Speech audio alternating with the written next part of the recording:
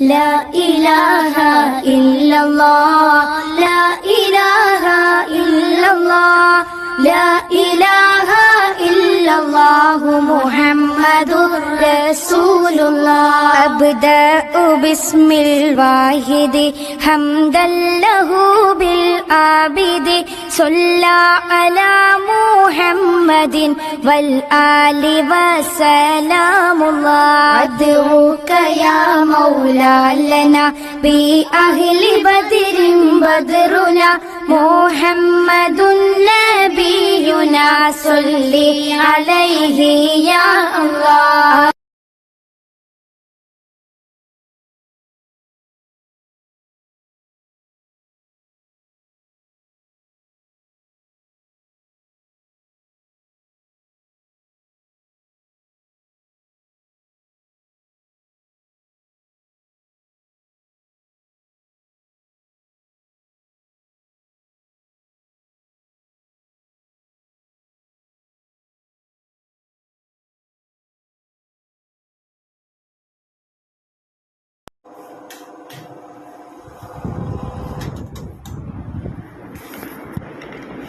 السلام عليكم ورحمة الله تعالى وبركاته. الحمد لله رب العالمين، والصلاة والسلام على خاتم النبيين وعلى آله الطيبين وأصحابه الطاهرين والمسلمين والمؤمنين كلهم أجمعين، أما بعد. فأعوذ بالله من الشيطان الرجيم. بسم الله الرحمن الرحيم. يا أيها الناس اتقوا ربكم الذي خلقكم من نفس واحدة. وقال نبينا صلى الله عليه وسلم: تنكح المرأة ل4: لمالها ولجمالها ولحسبها ولدينها، فاظفر بذات الدين. صدق الله العلي العظيم وصدق رسوله النبي الكريم، ونحن على ذلك من الشاهدين والشاكرين. الحمد لله رب العالمين. அனைத்தும் வல்ல இறைவன் அல்லாஹ் ஒருவனுக்கு சொந்தமானது. அருமைநாயகம் முஹம்மது முஸ்தபா ரசூலே கரீம் ஸல்லல்லாஹு அலைஹி வஸல்லம் அவர்கள் மீதும் அவர்கள் காட்டித்தந்த வழிமுறையின் பிரகாரம் தன்னுடைய வாழ்க்கையை அமைத்துக் கொண்டு ஈரோதிலும் வெற்றி பெற்ற உத்தம சத்திய சஹாபாக்கள், தாபிஈன்கள், தபஅ தாபிஈன்கள், வலிமார்கள், ஷுஹதாக்கள், சாலிஹீன்கள், நாதாக்கள், நல்லோர்கள், நம் அவர்கள் நம்முடைய குடும்பத்தார் அனைவரின் மீதும் அல்லாஹ்வின் அன்பும் அருளும் என்றென்றும் நிலையாக நிலைத்து நிரந்தரமாக உண்டாகட்டுமாக. ஆமீன்.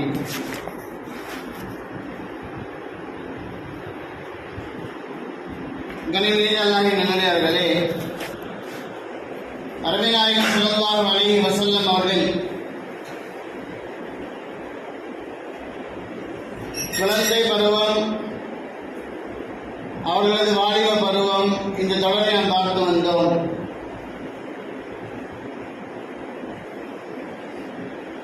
அருமைநாயகம் ஸல்லல்லாஹு அலைஹி வஸல்லம் சொல்லியிருக்கின்றார்கள், வாலிப பருவத்தை அடைந்துவிட்ட ஆணுக்கும் சரி பெண்ணுக்கும் சரி, அவர்கள் அந்த பருவத்தை அடைந்து விட்டால் அவர்களுக்கு அழகிய முறையில் திருமணம் செய்து வையுங்கள் என்பதாக. அதே அடிப்படை அருமைநாயகம் ஸல்லல்லாஹு அலைஹி வஸல்லம் அவர்களுக்கு சுமார் 25 வயதாக இருக்கக்கூடிய அந்த தருணத்திலே முதல் மனைவியாக கதீஜா அம்மையார் அவர்களை நிக்காஹ் முடிக்கின்றார்கள். நிக்காஹ் ஏன் நடந்தது என்பதை சென்ற வாரத்தில் சுருக்கமாக சொன்னோம். அருமைநாயகம் ஸல்லல்லாஹு அலைஹி வஸல்லம் அவர்களும் கதீஜா அம்மாவும் வியாபாரம் செய்தார்கள். நபியுடைய வியாபாரத்திலே அந்த தொனி, அந்த முறை கதீஜா அம்மையாருக்கு மிகவும் பிடித்தமாக இருந்தது. அருமைநாயகம் ஸல்லல்லாஹு அலைஹி வஸல்லம் பற்றி உண்டான அபிப்பிராயங்கள், நல்ல அபிப்பிராயங்கள் பல கதீஜாவுடைய காதுக்குள்ளாக சென்றது. அது உள்ள முறையில் போய் சேர்ந்தது. அருமைநாயகம் ஸல்லல்லாஹு அலைஹி வஸல்லம் அவர்களை திருமணம் முடிக்க வேண்டும் என்ற ஆசை கதீஜாவுடைய உள்ளத்தில் ஏற்பட்டது. ஆள் அனுப்புகின்றார்கள் அபூ தாலிபிடத்திலே. இப்படியா முஹம்மதை நான் திருமணம் செய்து கொள்ள ஆசைப்படுகின்றேன் என்றார். அருமையானவர்களே, அபூ தாலிப் அவர்கள் திருமணத்திற்காக ஒப்புதல் அளிக்கின்றார்கள். அருமைநாயகம் ஸல்லல்லாஹு அலைஹி வஸல்லம் அவர்களுக்கும் கதீஜா அம்மையார் அவர்களுக்கும் முதலாவதாக திருமணம் நடக்கின்றது. ஏழையாக இருந்த அருமைநாயகம் ஸல்லல்லாஹு அலைஹி வஸல்லம் அவர்கள் செல்வ சீமாட்டி கதீஜா அம்மையார் அவர்கள். தாய் தகப்பன் இல்லாத பிள்ளை. கதீஜா அம்மையார் அவர்கள் மிகவும் செல்வந்தராக கோடீஸ்வரராக இருந்தார்கள். வேறுபட்ட ஒரு பெண்மணி நபிகள் பெருமானார் ஸல்லல்லாஹு அலைஹி வஸல்லம் அவர்களை முதலாவதாக திருமணம் முடிக்கின்றார்கள். அருமைநாயகம் ஸல்லல்லாஹு அலைஹி வஸல்லம் அவர்கள் கதீஜா அம்மையாரை பற்றி சொல்லும் பொழுது இப்படி சொல்வார்கள், பரிபூர்ணத்தை வாழ்க்கையில் முழுமை அடைந்தார்கள், பரிபூர்ணத்தை அடைந்தார்கள். எல்லா குணங்களிலும் எல்லா விஷயங்களிலும் பரிபூர்ணமானவர்கள். சில குறிப்பிட்ட பெண்கள் தான் ஆண்கள் அதிகமாக இருக்கின்றார்கள். பரிபூர்ணத்தை காமிலை அடைந்தார்கள் சில பெண்கள் மட்டும்தான். அதில் ஒருவர் கதீஜா அம்மையார் அவர்கள் என்பதாக அருமைநாயகம் ஸல்லல்லாஹு அலைஹி சொல்வார்கள். 4 பெண்களை வரிசைப்படுத்துகின்றார்கள். முதலாவதாக கதீஜாவையும், இரண்டாவதாக ஆயிஷாவையும், மூன்றாவதாக மரியமையும், 4வதாக ஆசியாவையும். இந்த 4 பெண்கள் தான் பரிபூரணத்தை முழுமையாக அடைந்த பெண்கள் என்பதாக அருமைநாயகம் ஸல்லல்லாஹு அலைஹி வஸல்லம் கதீஜாவுடைய பெருமையை பற்றி சொல்கின்றார்கள். கதீஜா அம்மையார் அவர்கள் அருமைநாயகம் ஸல்லல்லாஹு அலைஹி வஸல்லம் அவர்கள் இருவரும் வாழக்கூடிய வாழ்க்கை எப்படி இருந்தது என்றால், கணவன் மனைவி எப்படி வாழ வேண்டும் என்பதை இவருடைய வாழ்க்கையின் மூலமாக நாம் தெரிந்து கொள்ளலாம். அருமைநாயகம் ஸல்லல்லாஹு அலைஹி வஸல்லம் அவர்களுக்கு மனதில் வருத்தம் ஏற்பட்டாலும் சரி, கசப்பு ஏற்பட்டாலும் சரி, ஒரு விதமான சஞ்சலங்கள் ஏற்பட்டாலும் சரி, எல்லா நேரங்களிலும் கதீஜா அம்மையார் அவர்கள் அருமைநாயகம் ஸல்லல்லாஹு அலைஹி வஸல்லம் அவர்களுக்கு உறுதுணையாக இருந்திருக்கின்றார்கள். அருமைநாயகம் ஸல்லல்லாஹு அலைஹி வஸல்லம் உள்ளத்தில் திருக்கம் ஏற்பட்டால் அமர வைத்து ஆறுதல் கூறுவார்கள். அதே போன்றுதான் வகையுடைய முதல் நாள் அருமைநாயகம் ஸல்லல்லாஹு அலைஹி வஸல்லம் அவர்கள் பல நாட்கள் தூர்சினா மலைக்கு சென்று வருகின்றார்கள். சில நாட்கள் அங்கே தங்கியிருப்பார்கள். ஒரு நாள் ஜிப்ரீலை பார்க்கின்றார்கள். பார்த்த பயத்தில் ஓடி வருகின்றார்கள் கதீஜாவுடைய வீட்டிற்கு. அருமையானவர்களே, பயந்தவளாக வித்தியாசமான ஒரு உருவத்தை நான் பார்த்தேன் என்பதாக, பிரம்மாண்டமான உருவத்தை நான் பார்த்தேன் என்பதாக பயந்தவளாக அருமைநாயகம் ஸல்லல்லாஹு அலைஹி வஸல்லம் திருக்கத்துடன் ஓடி வருகின்றார்கள் கதீஜாவுடைய வீட்டிற்கு. அருமையானவர்களே, நாம் சிந்திக்க வேண்டும், நம்முடைய மனைவிமார்கள் இந்த நிலையில் இருந்தால் என்ன சொல்லியிருப்பார் என்பதை. அதற்குதான் சொல்கின்றேன், அங்கு செல்லாது என்பதாக, தனிமையில் செல்கின்றாய், ஏதோ ஒன்று உன்னை பிடித்துக் கொண்டது என்பதாக பயத்திற்கு நமக்கு இன்னும் பயத்தை அதிகமாக்கி இருப்பார்கள். ஏதோ காத்து கருப்பு ஒன்றை அடித்து விட்டது என்பதாக, ஏதோ ஒரு சைத்தான் கிட்ட தீமை ஒன்றை அண்டிவிட்டது என்பதாக நமக்கு இன்னும் பயத்தை உண்டாக்கி இருப்பார்கள். கதீஜா அம்மையார் சொன்ன வார்த்தை, முஹம்மது அவர்களே, அல்லாஹ் சுப்ஹானஹு வ தஆலா கண்டிப்பாக உங்களுக்கு அநீதி செய்ய மாட்டான், உங்களுக்கு துன்பத்தை கொடுக்க மாட்டான், உங்களுக்கு எப்பொழுதும் கஷ்டத்தை கொடுக்க மாட்டான். ஏனென்றால் நீங்கள் அப்படிப்பட்ட நபர் அல்ல. எளிய மக்களுக்கு உதவி செய்கின்றீர்கள், யாருக்கும் அநீதி செய்யாமல் வாழுகின்றீர்கள், நீதமானவர்கள் நடந்து கொள்கின்றீர்கள், எந்த கெட்ட பழக்க வழக்கங்களும் உங்களிடத்தில் இல்லை, எல்லா விதமான நற்குணங்களும் உங்களிடத்தில் பதிந்திருக்கின்றது. ஆகவே உங்களுக்கு எந்த தீமையும் நடக்காது என்பதாக அருமைநாயகம் ஸல்லல்லாஹு அலைஹி வஸல்லம் அமைதியாக ஆறுதல் கூறுகின்றார்கள், ஒரு தைரியத்தை உருவாக்குகின்றார்கள். அப்படி ஒன்று நடந்தது என்றால் அது உங்களுடைய நல்லதுக்காக தான் இருக்கும் என்பதாக சொல்கின்றார்கள். ஜிப்ரீல் குர்ஆனை இறங்கி வருகின்றார். அருமையானவர்களே, துன்பங்கள் வரும்பொழுது, சிரமங்கள் கஷ்டங்கள் வரும்போது எல்லாம் மனைவிமார்கள் கணவனுக்கு எப்படி இருக்க வேண்டும் என்பதை கதீஜா அம்மையார் நமக்கு கற்று தருகின்றார்கள். அடுத்த திருமணம் சௌதா ரலியல்லாஹு தஆலா அன்ஹா அவருடன் சேர்ந்து நடக்கின்றது. அருமையானவர்களே, சௌதா அம்மையார் அவர்கள் ஆயிஷாவை காட்டிலும் வயதில் மூப்பராக இருந்தார்கள். அவருடைய குணத்தை பற்றி அருமைநாயகம் ஸல்லல்லாஹு அலைஹி வஸல்லம் சொல்லும்போது சொல்கின்றார்கள், சௌதா மிகவும் பொறுமைசாலியாக இருக்கின்றார்கள், சகிப்புத்தன்மை அதிகமுடையவராக இருக்கின்றார்கள். சௌதாவை போன்று சகிப்புத்தன்மை உள்ள பொறுமை குணம் படைத்த ஒரு பெண் இல்லை என்பதாக அருமைநாயகம் ஸல்லல்லாஹு அலைஹி சொல்கின்றார்கள். குடும்பங்கள் சிரமங்கள் கஷ்டங்கள் எப்பொழுது வருகின்றதோ அப்பொழுது சகிப்புடன் பொறுமையுடன் நாம் இருக்க வேண்டும். இன்றைய காலத்திலே பெண்களுடைய நிலையை நாம் எடுத்து பார்த்தால் நமக்கு தெரியும். புலம்புகின்றார்கள். தன்னுடைய கணவனுடைய வீட்டில் நடக்கின்ற எல்லா காரியங்களும் தாயுடைய வீட்டுக்கு செல்கின்றது. லேசாக திட்டிவிட்டாலும் கூட உடனடியாக தாய்க்கு போன், தகப்பனுக்கு போன், சகோதரனுக்கு போன், என்னுடைய கணவர் என்னை திட்டிவிட்டார், வந்து என்னவென்றாக கேளுங்கள் என்பதால் சிறு சிறு விஷயங்களில் கூட சகிப்புத்தன்மை இல்லாத ஒரு காலங்கள் இருக்கின்றது.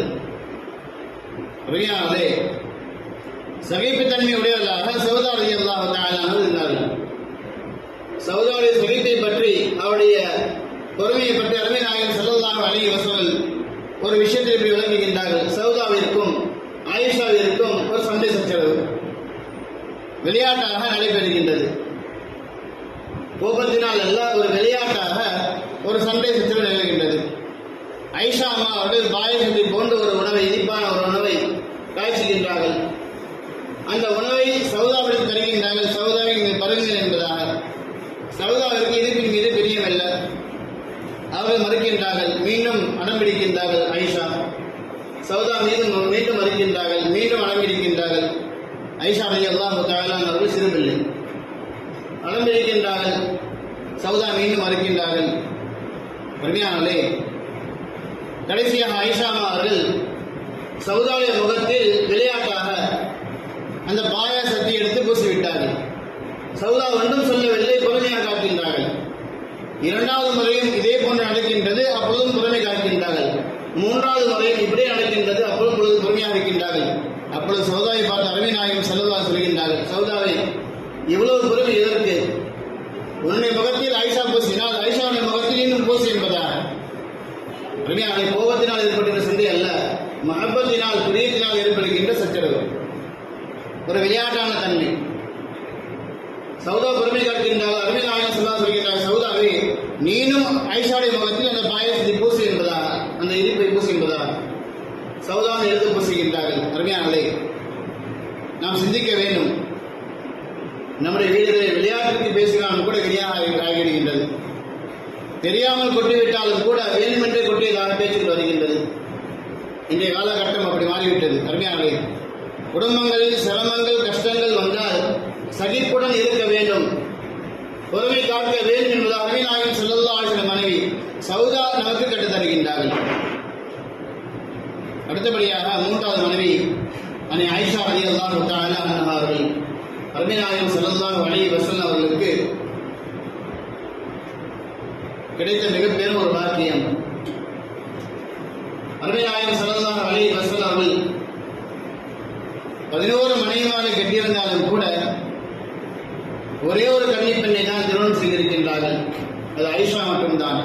ஆயிஷா சொல்வார்கள், நபிக்கு எத்தனை மனைவிகள் வேண்டுமானாலும் இருக்கலாம், ஆனால் கன்னி என்பது நான் மட்டும்தான், கன்னி பெண்ணாக நான் மட்டும்தான் இருந்தேன்.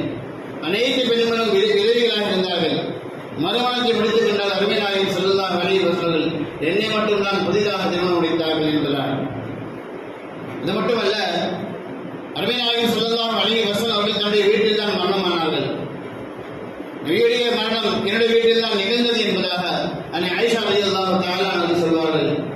இன்னும் பல சிறப்புகள் ஆயிஷாவுக்கு இருக்கின்றது. மார்க்கத்திலே சட்டத்திட்டங்களை சமுதாயத்திற்கு மத்தியில் கொண்டு வந்தவர்கள். எந்த அளவுக்கு என்றால், கணவன் மனைவி ஒன்று சேர்ந்தால் விந்து வெளிவாகவில்லை என்றாலும் சரி, குளிப்பு கடமை என்பதை சமுதாயத்திற்கு மத்தியில் கொண்டு வந்து சேர்ந்தவர்கள் அன்னை ஆயிஷா ரலியல்லாஹு தஆலா அன்ஹா அவர்கள். தயமத்துடைய சட்டத்தை கொண்டு வந்தவர்கள்.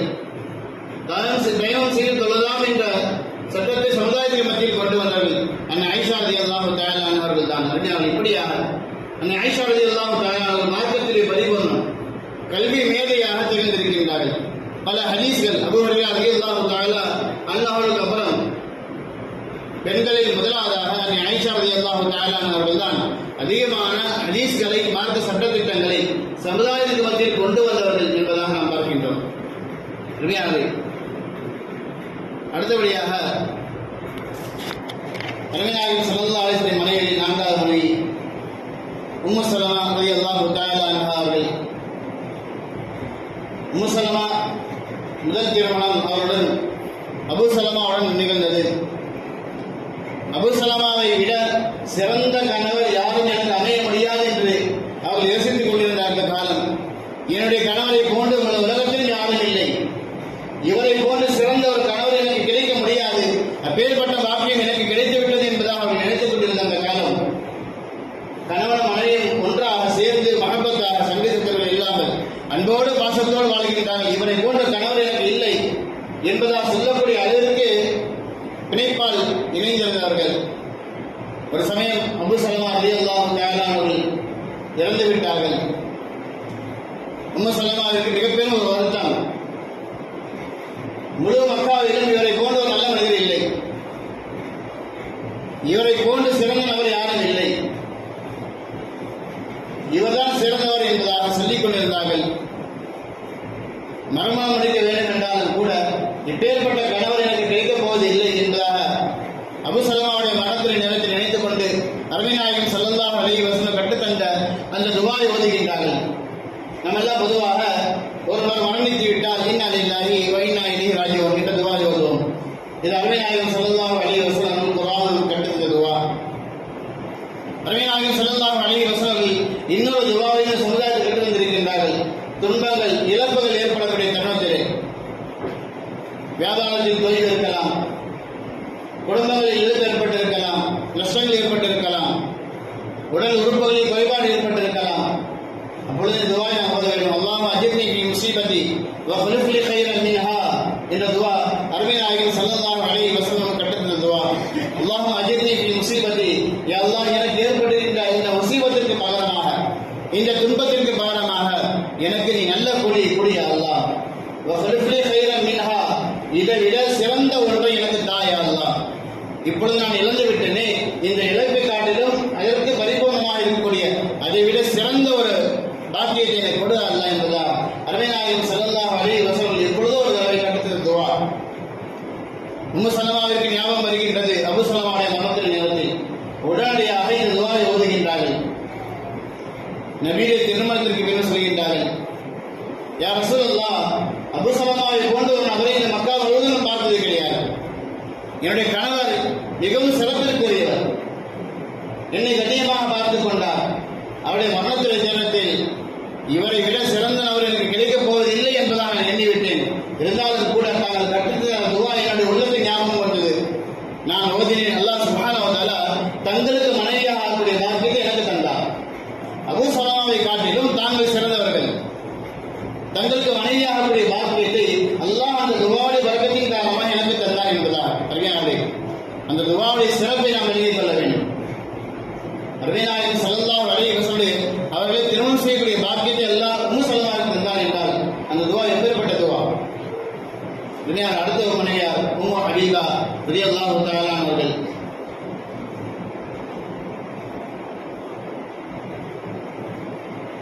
உம்மு ஹபீபா ரலியல்லாஹு தஆலா அவர்கள் தன்னுடைய கணவனை காட்டிலும் தன்னுடைய தகப்பனை காட்டிலும் கணவனுக்கு அதிகம் மதிப்பளிக்கக்கூடியவர்களாக இருந்தார்கள். இன்றைய பெண்கள் எல்லாம் எடுத்து பார்த்தால் கணவன் பெற்றோரை ஏதேனும் பேசிவிட்டால், விளையாட்டாக சொல்லிவிட்டாலும் போதும், என்னுடைய தகப்பனை எப்படி சொல்ல போகும்? இன்னும் சொல்ல போனால் கணவனை காட்டிலும் தகப்பன் தான் எனக்கு முக்கியம். இப்படி பேசிவிடுகின்றார்கள். நீ எனக்கு சோறு போடவில்லை என்றாலும் பரவாயில்லை, என்னுடைய பெற்றோர்கள் இருக்கின்றால் என்னை பார்த்துக் கொள்வார்கள், நான் சிரிக்கின்றேன். சிறு சிறு விஷயங்களுக்காக என்னை கோபித்துக் கொண்டு கைகளை தூக்கிக் கொண்டு வீட்டுடைய வாசலில் எழுதியிருக்கின்றார்கள். தாய் தகப்பனை நோக்கி செல்கின்றார்கள். கணவனை காட்டிலும் பெற்றோர் முக்கியம் என்பதாக அவர் நினைக்கின்றார்கள். உம்மு ஹபீபா ரலியல்லாஹு தஆலா என்று சொல்கின்றார்கள். அவருடைய நடவடிக்கையை எடுத்து பார்த்தால் அருமை நாயகம் ஸல்லல்லாஹு அலைஹி வஸல்லம் அமரக்கூடிய இடத்தில் தன்னுடைய தகப்பனார் அமர்ந்து விட்டால் எதிர்ப்பிடுவார்கள். என்னுடைய கணவர் தான் உயர்ந்தவர் என்பதா, அங்கு நீங்கள் அமரக்கூடாது என்பதா. அருமையானவர்களே, தகப்பனை காட்டிலும் கணவனுக்கு அதிக மதிப்பளிக்கக்கூடியவர்களாக, கணவன் தான் கதி என்பதாக சொல்லக்கூடிய அளவிற்கு கணவனுக்கு அதிகமாக மரியாதை செய்யக்கூடியவர்களாக, கணவனில் அதிகமாக ஆதரவு வைத்து வாழக்கூடிய பெண்மணிகளாக அருமை நாயகம் ஸல்லல்லாஹு அலைஹி வஸல்லம் மனைவிமார்கள் இருந்திருக்கின்றார்கள். இன்னும் சில மனைவிமார்கள் நேரம் குறைவாக இருக்கின்றது.